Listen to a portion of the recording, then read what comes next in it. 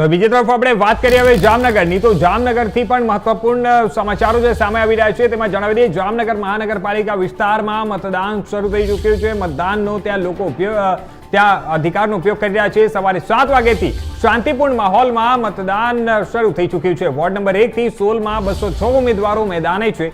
ત્યાં 1,42,829 મતદારો માટે 414 મતદાન બૂથનું ત્યાં આયોજન કરવામાં આવ્યું છે। મતદારોમાં સવારથી જ ઉત્સાહનો માહોલ જોવા મળી રહ્યો છે। તો આ તમામ માહિતીઓ છે જે અમે તમારા સુધી પહોંચાડી રહ્યા છે। ત્યાંથી લાઈવ દ્રશ્યો છે। જામનગર મહાનગરપાલિકા વિસ્તારમાં શાંતિપૂર્ણ માહોલમાં સવારથી જ મતદાન શરૂ થઈ ચૂક્યું છે।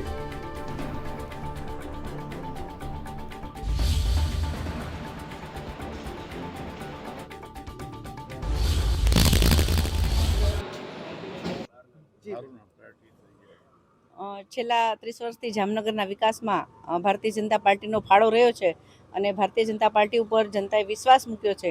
એ વિશ્વાસ અંતર્ગત આજે જ ફરી એકવાર સ્થાનિક સ્વરાજ્યની ચૂંટણી હતી અને સવારે 7 વાગે મેં મારા પરિવાર અને મારા કાર્યકર્તાઓએ વોટિંગ માટે અહીં ઉપસ્થિત રહ્યા હતા।